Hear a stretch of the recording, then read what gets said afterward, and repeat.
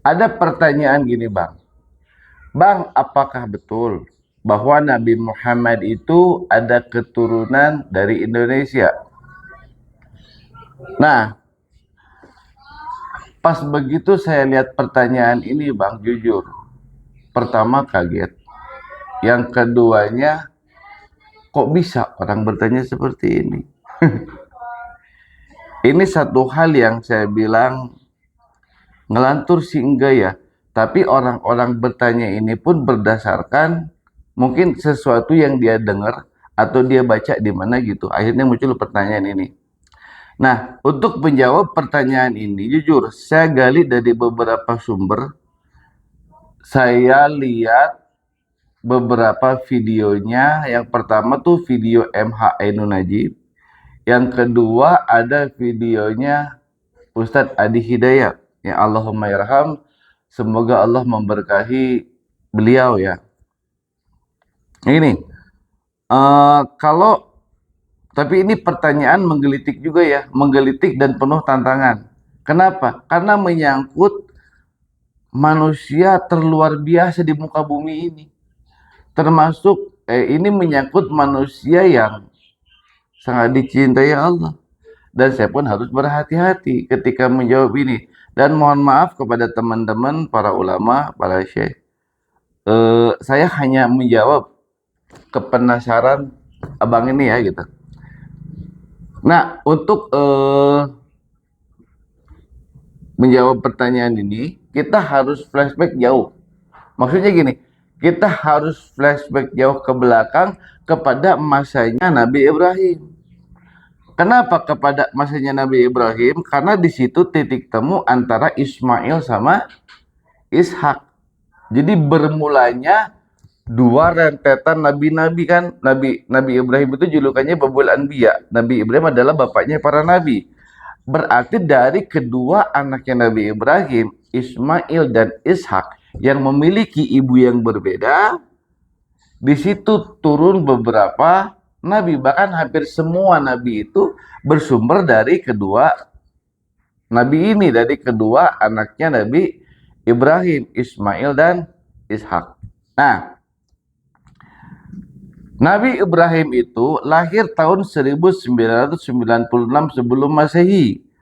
Beliau lahir di kota Ur yang sekarang disebut dengan Irak. Ini di zamannya Babilonia pada masa kerajaannya Namrud. Nah, di situ Nabi Ibrahim itu singkat cerita berperang dengan Namrud, beliau sendiri ya mengalahkan Namrud ketika itu. Setelah Namrudnya kalah, nah Nabi Ibrahim ini dia melakukan perjalanan bersama dengan istrinya Siti Sarah itu ke satu daerah yang disebut dengan nama Bumi Kanaan atau Kanaaniun. Sekarang orang tahu itu dengan nama Palestina atau Palestina. Nah, perjalanan Nabi Ibrahim dari Irak itu ke Kanaaniun itu tahun 1921 sebelum Masehi. Nah, beliau menetap di sana. Beliau menetap di Kanaaniun itu bersama dengan Siti Sarah. Sampai suatu saat Kanaaniun ini mengalami paceklik. Nah, ketika Kanaaniun ini mengalami paceklik, beliau Nabi Ibrahim dengan Siti Sarah melakukan lagi perjalanan untuk mencari solusi. Nah, beliau pergi ke tanah Mesir. Yang ketika itu Mesir itu dikuasai oleh sebuah kerajaan dengan rajanya Firaun. Nah, ini untuk sebuah kerajaan Farao yang dipimpin oleh Firaun ini nanti kita cerita di satu season yang berbeda. Kenapa? Karena pada masa pemerintahan Nabi Yusuf itu bukan Firaun ya.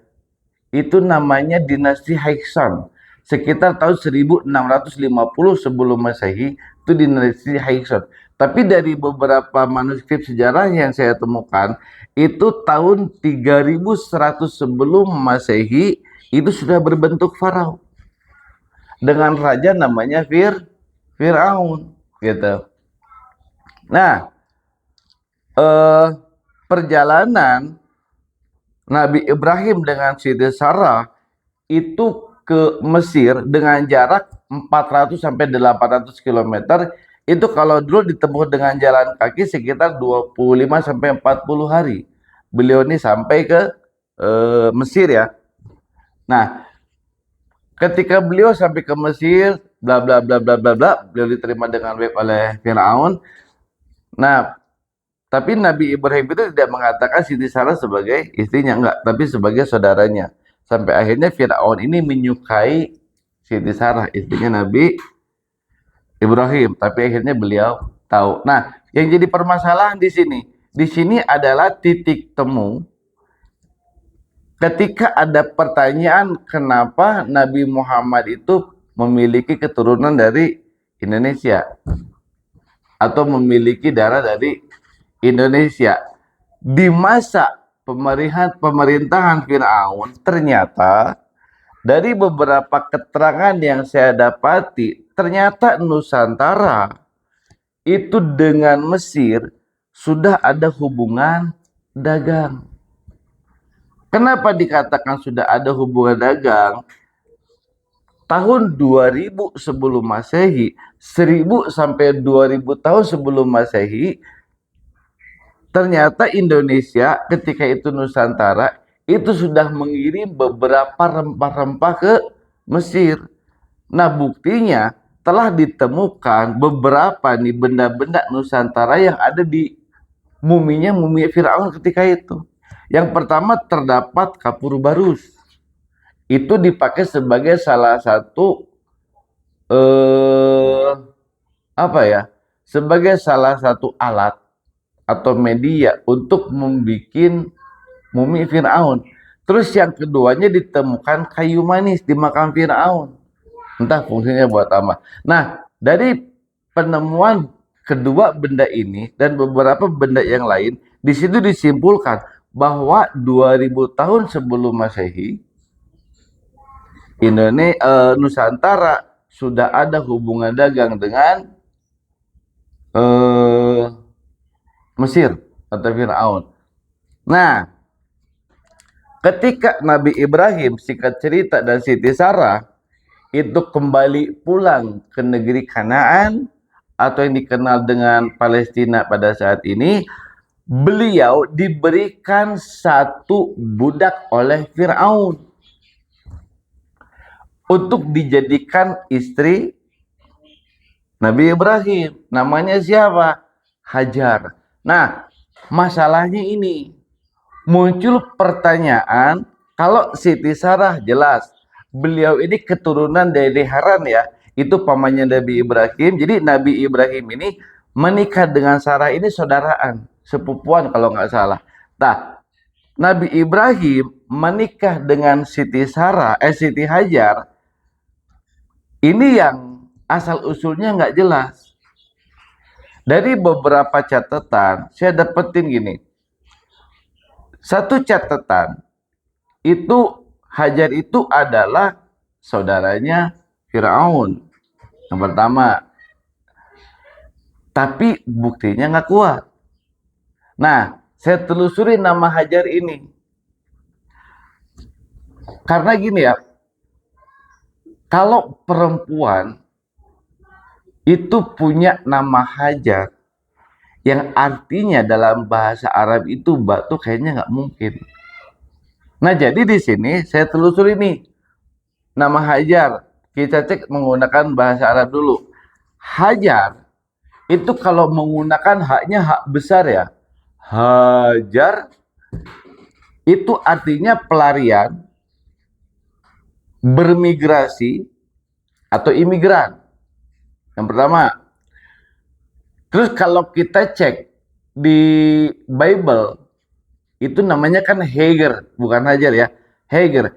Hagar ini dalam bahasa Ibrani itu pun artinya sama.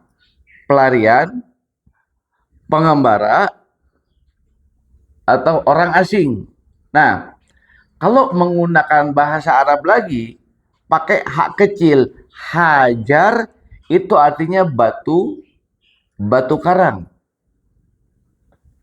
Berikutnya lagi, kalau menggunakan bahasa Hindi, hazar, itu artinya 1000. Kalau pakai bahasa Hindi. Berikutnya lagi, kalau menggunakan bahasa Melayu atau Indonesia, hajar itu artinya memukul atau membinasakan. Nah, ada satu lagi, ini yang menggunakan bahasa Sanskerta. Bahwa hajar itu memiliki arti yang pertama guru, yang kedua teladan, yang ketiga pemelihara, yang keempat penyemangat. Wallahu a'lam bishawab. Nah, jadi hajar ini apakah kita mau menggunakan bahasa yang mana? Yang jelas nama hajar ini di Indonesia pun ada. Yang sekarang kita kenal dengan nama Ki Hajar Dewantara. Nah, dari penelusuran saya ini, apakah Nabi Muhammad berasal dari Nabi Muhammad ada darah dari Indonesia? Mungkin orang tersebut yang mengatakan Nabi Muhammad memiliki keturunan dari Indonesia itu bermuara dari Siti Hajar, istrinya Nabi Muhammad, yang dibawa oleh istrinya Nabi Ibrahim, yang dibawa oleh Nabi Ibrahim itu dari Mesir menuju ke bumi Kanaan. Beliau menikah dengan Siti Hajar dan punya anak namanya Ismail. Dari generasi Ismail ini dia turun jauh sampai kepada Nabi Muhammad. Nah, oleh karenanya kenapa orang-orang Yahudi itu tidak mau mengakui Nabi Muhammad sebagai nabi terakhir?